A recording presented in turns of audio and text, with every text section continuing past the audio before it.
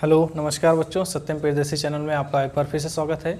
चलिए आज हम सीखने वाले हैं क्लास 10th का एक्सरसाइज 3.3 यानी लेसन का नाम है दो रैखिक युग्म वाले समीकरण को हल करना। ठीक है, उसमें हम सीखने वाले हैं प्रतिस्थापन विधि द्वारा कैसे सवाल को हल करते हैं। चलिए देखते हैं। हमारे पास एक सवाल है जो हमारी क्लास 10th की एक बच्ची है अनु, उन्होंने पूछा है। चलिए उस सवाल को देखते हैं कैसे हल करेंगे। चलिए देखिए, हम प्रतिस्थापन विधि का यूज़ करने वाले हैं। ठीक है ना, तो प्रतिस्थापन विधि अगर आपको नहीं आती है तो इसमें आ जाएगी, हम आपको सिखा देंगे। चलिए देखिए क्या होती है।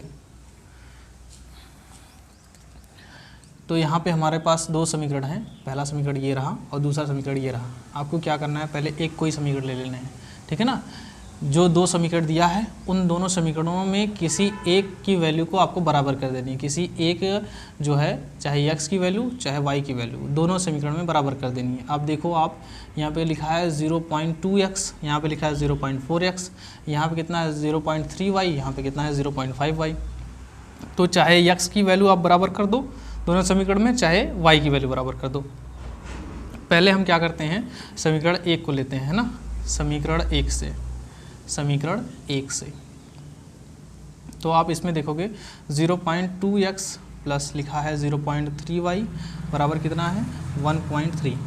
आपको क्या करना है, पहले इन सब में 10 से गुणा कर देना है। ठीक है ना, इन सब में क्या कर दो आप 10 से गुणा कर दो। जब 10 से आप गुणा करोगे तो ये कितना हो जाएगा, या तो आप 10 से गुणा कर दो या तो आप क्या करो, यहाँ पे इसको दशमलव को भिन्न में बदल दो। ठीक है ना, आप सबसे बढ़िया क्या है, आप 10 से दोनों में गुणा कर दो। 10 से आप गुणा करोगे तो क्या होगा, देखिए ज़रा, 10 से गुणा करिए। तो जब आप 10 से गुणा करोगे तो ये दशमलव हट जाएगा, यानी 10 गुणे 0.2x प्लस 10 गुणे 0.3y बराबर 10 गुणे 1.3। जब 10 से गुणा करोगे तो ये हट जाएगा, कितना हो जाएगा 2x हो जाएगा, और प्लस कितना हो जाएगा, ये 3y हो जाएगा, और इधर कितना हो जाएगा 13 हो जाएगा। ये आपका बन गया समीकरण नंबर 3। ठीक है, अब समीकरण नंबर 3 में आपको क्या करना है, समीकरण नंबर 3 में क्या करो, समीकरण 3 में 2 से गुणा करने पर, गुणा क्यों कर रहे हैं हम, गुणा हम इसलिए कर रहे हैं ताकि यहाँ पे 4x था, आप हमारे पास 2x है, इसको भी 4x के बराबर कर देना है, यानी x की वैल्यू हम बराबर कर रहे हैं। ठीक है ना, तो जब आप इसमें 2 से मल्टीप्लाई करोगे तो कितना हो जाएगा, ये 4x हो जाएगा, प्लस कितना होगा 3y हो जाएगा। सॉरी, ऐसे मत करिए, 2 का गुणा होगा तो 2 × 2x हो जाएगा, प्लस कितना हो जाएगा 2 × 3y हो जाएगा, और इधर होगा 2 × 13। ठीक है ना, तो यहाँ पर 2 का गुणा 2 में करोगे तो 4x हो गया, प्लस कितना हो जाएगा 6y हो जाएगा, बराबर कितना हो जाएगा 13 दूना 26। ठीक है ना, ये आपका समीकरण नंबर 4 बन गया। अब इसी तरीके से जैसे इसको हल किए हैं वैसे इसको आप हल कर लो। किसको, इस वाले समीकरण को, इस वाले समीकरण लिखो आगे आप समीकरण 2 से। तो समीकरण 2 से आप क्या लिखोगे, 0.4x प्लस 0.5y बराबर 2.3। ठीक है ना, 10 से गुणा करो, तो 10 से आप जब गुणा करोगे तो ये हो जाएगा 0.4x प्लस 10 गुणे 0.5y, इधर हो जाएगा 10 गुणे 2.3। ठीक है, 10 से गुणा कर दोगे तो आप हो जाएगा ये 4x प्लस इतना हो जाएगा ये 5y, और यहाँ पे बचेगा कितना 23। इसको मान लो आप समीकरण नंबर 5। ठीक है, तो यहाँ तक आपको चीज़ें समझ में आई। चलिए देखिए, पहले हमने क्या किया, जो हमारे पास समीकरण था उसमें से दशमलव हमने हटाया है। दशमलव हटाने के लिए हमने क्या किया है, 10 से गुणा किया है। सेम ऐसे इसमें भी काम किया है, 10 से गुणा कर दिया है, तो समीकरण में से दशमलव जो है वो गायब हो गया है। तो यहाँ पे भी देख सकते हो, समीकरण नंबर 3 में और समीकरण नंबर 5 में, दोनों में हमने यह जो है दशमलव को हटाया है। और फिर समीकरण नंबर जो 2 था यानी 3 था, समीकरण नंबर 3 में से हमने क्या किया है, 3 में 2 से गुणा कर दिया। कि 2 से क्यों गुणा किया है, ताकि ये जो 4x है इस 4x के बराबर हो जाए। ठीक है ना, अब देखोगे आप 4x, यहाँ भी 4x, तो आपको क्या कर देना है, इसमें से इसको घटा देना है। तो आप लिखोगे समीकरण 5 में से किसको घटाने पर, समीकरण नंबर 4 को घटाने पर, यानी समीकरण 4 को घटाने पर घटाने पर।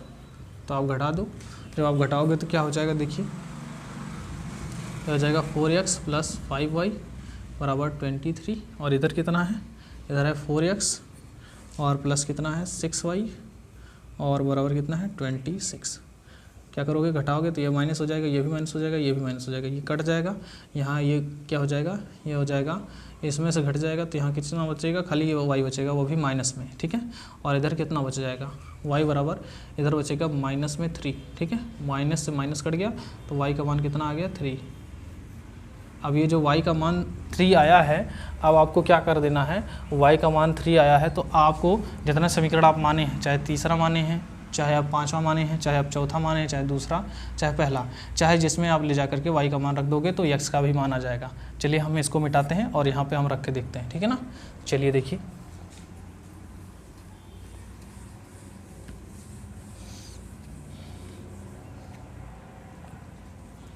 आप लिखोगे समीकरण, हम 1 में रख रहे हैं मान, समीकरण 1 में y का मान रखने पर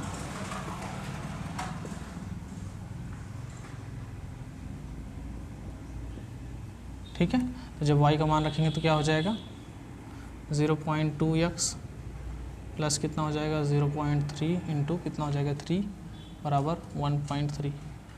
अब यह हो गया 0.2x प्लस इसका गुणा इसमें कर दो आप तो कितना हो जाएगा 9 हो जाएगा 0.0 बराबर कितना हो जाएगा 1.3। अब इसको क्या कर दो, इधर प्लस में है उधर ले जाओगे तो माइनस में हो जाएगा, ये हो जाएगा 0.2x बराबर कितना हो जाएगा 1.3 माइनस 0.9, ठीक है। आप इसमें से घटा दो, नहीं तो पहले आप 10 से गुणा कर दो ताकि दशमलव हट जाए, तब घटाना आसान हो जाएगा। 10 से आप गुणा करोगे तो ये हो जाएगा 10 गुणे 0.2x बराबर कितना हो जाएगा 10 गुणे 1.3 माइनस 10 गुणे 0.9।